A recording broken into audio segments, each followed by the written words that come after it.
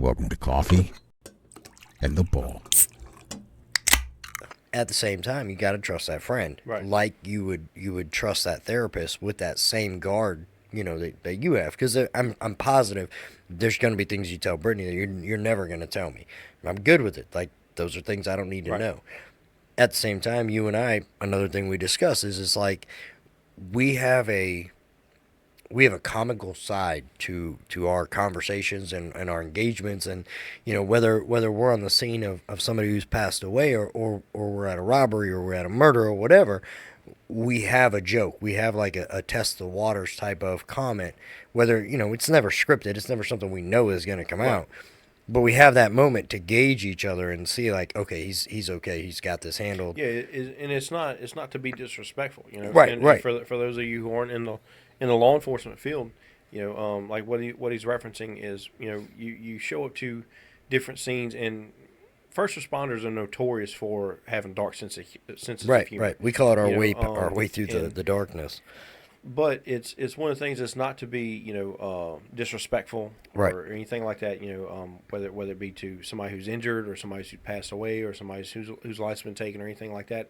It's more of gauging how much that's weighing on the officer that's Right. present, or the firefighter who's present, or the EMT or something like that. It's gauging where they're at mentally, because if they can understand, hey, this is a joke, this is this is not, or if they shy away, it's like, okay, we need to Right. maybe they need to be checked out, or not checked out, but give some attention to, give them a moment. Hey, Right. let's Follow let's up take it later back. afterwards. What can I do? Things like that. So it's not meant to be disrespectful. It's meant to be a gauge. But yeah, we use that all the time. Right. And I think it's a subconscious thing, honestly, because I know if we're on certain calls and I give you a heads up, I know that if I go, you okay, you're not going to, in that moment, be like, no, I'm not, this is what's going on. Like, right. I know that, but I also know, based on our experiences together, that if I approach, you know me well enough that I'm going to say something. Mm-hmm. And one of the incidents, literally before I could even get my joke out, it was not right now. It was an immediate thing, which in hindsight, I still made my joke, because once it's in the brain, it's coming out the mouth. I can't stop that. I probably could. I'm not gonna. But you knew me well enough to know I'm coming to check on you. I just drove the way I drove to get here to check on you. But you also knew I'm going to say something because I want to see where you're at. Right. I'm either going to try to make you laugh, or because you don't, I know that we need to talk later on, and I need to follow up on a mental, emotional level to make sure you're going to be okay because of whatever you're dealing with in that situation. And as friends, we don't do well in that. You know what I mean? And that's another reason that we're running this podcast, is it's a thing that we've got to get over. It's unfortunate we got to rub some dirt on this, and we got to get over this so that we can stop rubbing dirt on it, if that makes any sense, because we're overshadowing it, and we're just letting it slide to the back, and not treating these emotional and mental battles, because we don't want to trust somebody. And some people, rightfully so, you've trusted somebody and they did you dirty. And that comes from childhood, adolescence, when you tell your friend a secret, and then that friend tells the whole playground, that early in the morning you peed your pants at school, or whatever the case may be. That I hate that word. When you're vulnerable, and you let that vulnerability out, and somebody you trust betrays you, that progresses as you grow older. And we get into these headspaces where it's like, hey, I'm in a dark spot. My brain is battling itself inside of the woulda, coulda, shouldas, or the I got to do this, and this. And so you stop looking at your friends, and I'm notorious for the scissors. If you don't talk to me or communicate with me on a regular basis, I stop reaching out. Mm-hmm. And so it's like with you, I know if you don't text me and we've gotten to noon, there's a problem. If you haven't pre-told me you're going to be sleeping at noon, I'm like, hey man, what are you doing? You cheating on me?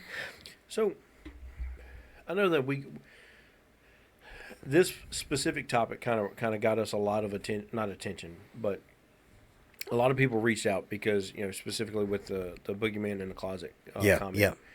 and not trying to create monsters for people or things like that, but the guys that reached out to us were combat vets. A lot of them, yeah. Guys who had, just had seen the absolute worst thing that the world had to offer, and had to do some of the worst things that had to be done. And get thrust back into society, and they've got to try to find a way to live right.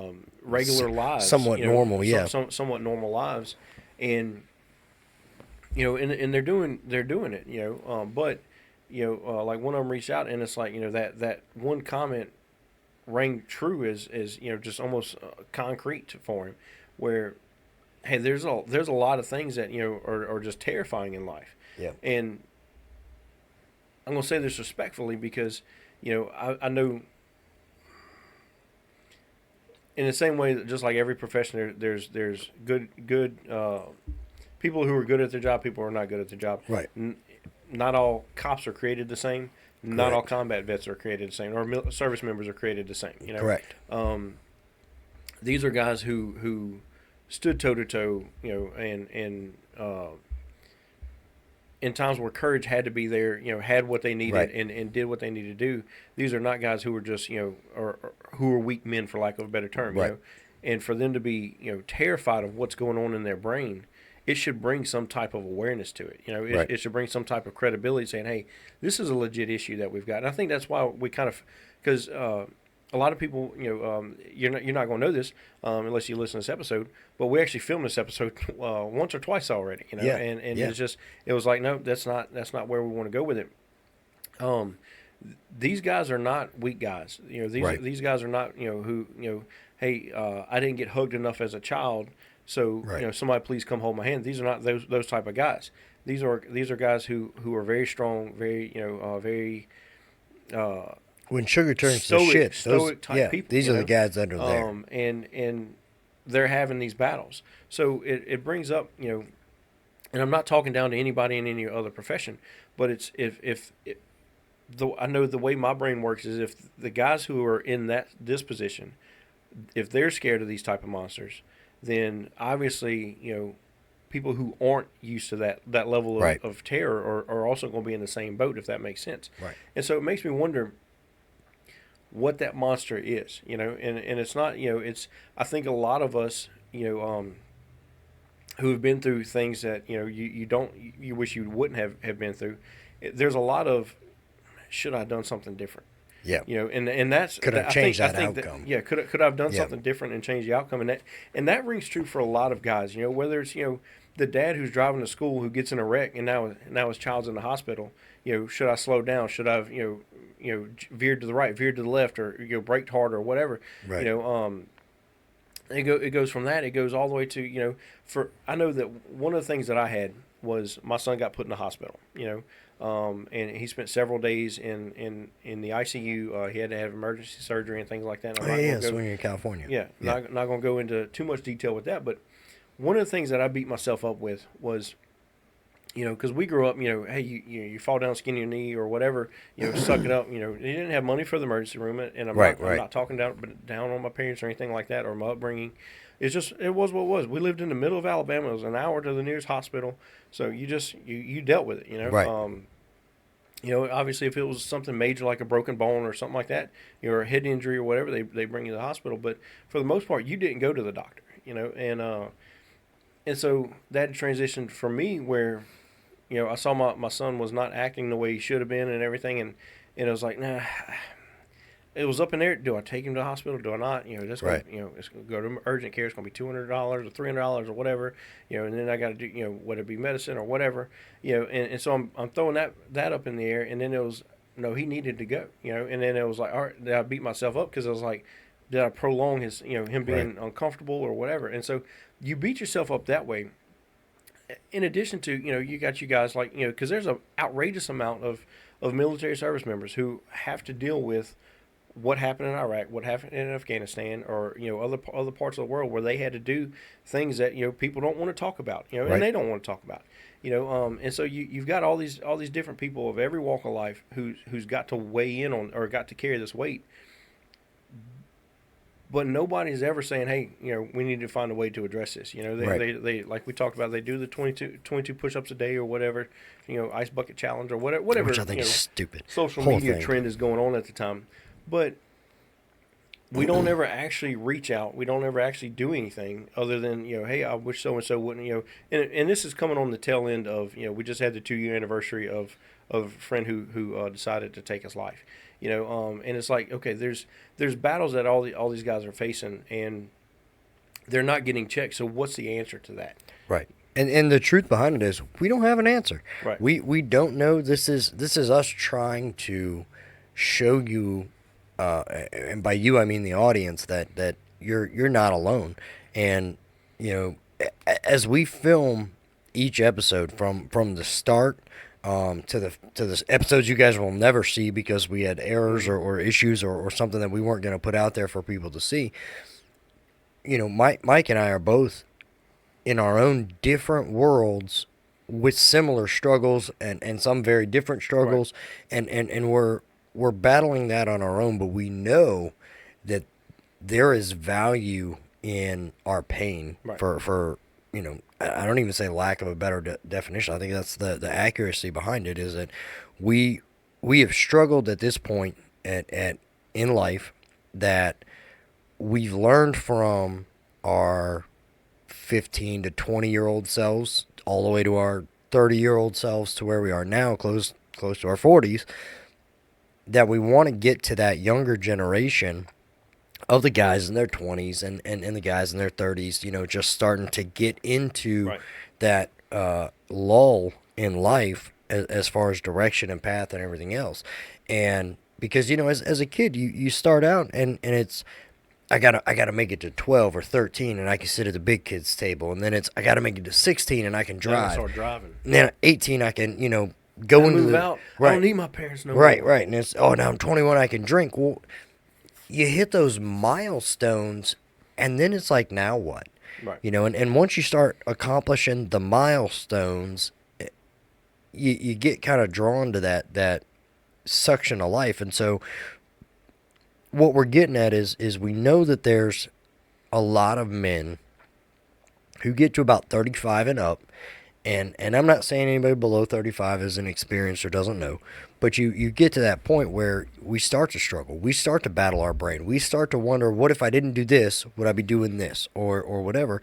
And so while we battle our struggles daily in our own world, we want to take those actions. And we, a lot of our episodes are stemmed from events that happen in our lives, battles that we're fighting or struggles that we're having that we've discussed with each other, which again is why the podcast came to be, because we would approach each other, and that's where, hey, you got a minute, or hey, let's go get a coffee and a Red Bull, and that's where this formed, because there were countless times that I can't say that I would have done it, but if I hadn't had a conversation with Mike, I would have had a stronger conversation with checking out, because of that sort of communication, being able to take some of this weight off my chest and not just get it out there, but also have somebody look at you and go, man, I've been there, or, you're not alone in that. Like, this is my side of the story of where I was at that time. And so it's a constant battle in our heads about the monster, the right. battle of ourself. Well, it's one of the things that, I also want to bring up is, we don't ever have the answers. Right. Not once have we had the conversation where, hey, this is what I got.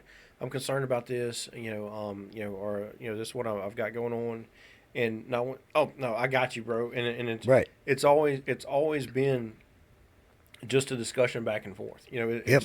And that's what I want to stress to the viewer or the listener is we're not going to give you, if you're waiting on us to give you an answer and say, hey, look, this is how you're going to walk through life. You're not going to have to fight any demons or monsters right. or battles or whatever. That's not what this is. This is just hey, heads up. Yeah. This is what's going to happen. This is sometimes you just have to grit your teeth and strap up your boots and go about it. And that's, but what we're trying to do is, hey, you don't have to go about it by yourself. And that's where as guys we mess up, because we want to be the ones who hey, I bought a nice house. I got a nice vehicle. I've got the trophy wife. I got 2 kids that are in private school or whatever, and we want to have the outward appearance that hey, everything is going the way Right. it needs to go. I've got no worries. I am the guy. You got financial problems, I got you. You got all this other stuff, and sadly that's not the case. Because Right. we respond to those houses the same way we do the poor guy who just had his truck repossessed. We Right. do it day in and day out where there's nobody that I know in this world, and I'm talking about guys that I interact with who are mechanics, who are doctors, who are accountants, and other cops, firefighters, whatever. Right. Not one has everything squared away, and that's kind of the misconception we throw out as guys because we want to be the hero, we want to be the Right. guy who's got all the answers, and we don't have the answers. No. And that's what I want to stress is you're going to have this battle. You're going to have this struggle. You're going to have these thoughts and these demons come in, and that's where it's realizing there's a resource of just talking. Yeah. And ideally it needs to be with a therapist. If it can't be, a friend makes the right friend makes a good sounding board. So. And if you're one of those guys, it's like you don't have that friend. You don't have somebody like that because you've shut yourself off from the world, and that's like I'm literally like I said the other night, I'm teetering on that cusp of I have 1 to 4 people that if my world's upside down, I need help. And one of the issues, the other day, I'm used to getting phone calls, text messages, whatever, saying, hey, I need help, I need this, I need that. I stop what I'm doing, I go help. Right. That's what I'm supposed to do. That's how my brain is wired. But my truck stopped running. I called 8 people. I waited to call Mike last because I knew he lived probably about 30 minutes from me. I also knew what time of day it was. I knew you were still in bed, if you were even awake. And I was like, I'm just going to call him last because I don't want to call you first and somebody who's 2-3 minutes away shows up.